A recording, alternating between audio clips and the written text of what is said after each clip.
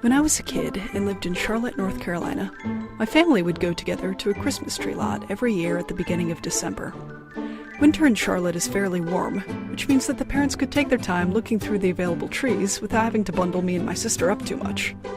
Unfortunately, this turned selecting a tree into a pretty drawn-out process, and my sister and I would always be bored by the end of the excursion. Inevitably, the decision would come down to two practically identical trees, and she and I would be left to stand guard by one while the parents went off across the lot to survey the other. So here we were again, stuck holding onto a Douglas fir while the parents took their sweet time debating over the other tree. I got bored and decided to mess with the tree itself instead of wandering off. I started playing with the branches and suddenly noticed something kind of weird going on with the trunk.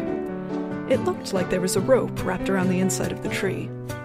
I pushed the branches aside to get a better look at the rope, which was sort of a shiny nylon black, and very quickly realized that the rope was not a rope because ropes don't move. Turns out I had my face about 6 inches away from a snake that was the approximate diameter of a garden hose and nearly as long as I was tall.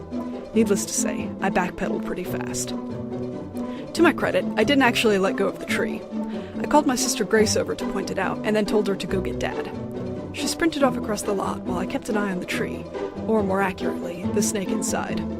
Grace returned with the parents, who were still half convinced I was joking, until my dad stuck his head in the branches and confirmed that, sure enough, I had just found a black rat snake in the Christmas tree that we were going to buy.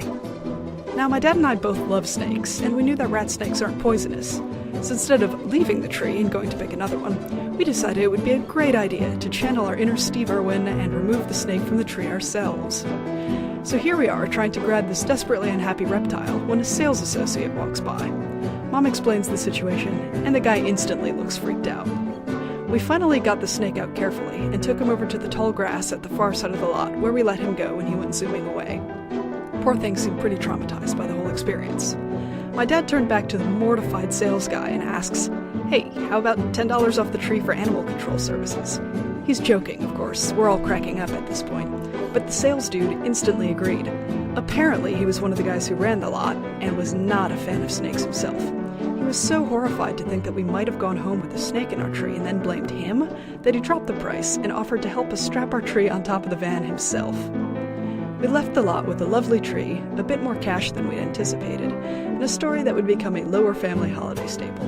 So all in all, it was a pretty good day and a pretty good lesson to learn.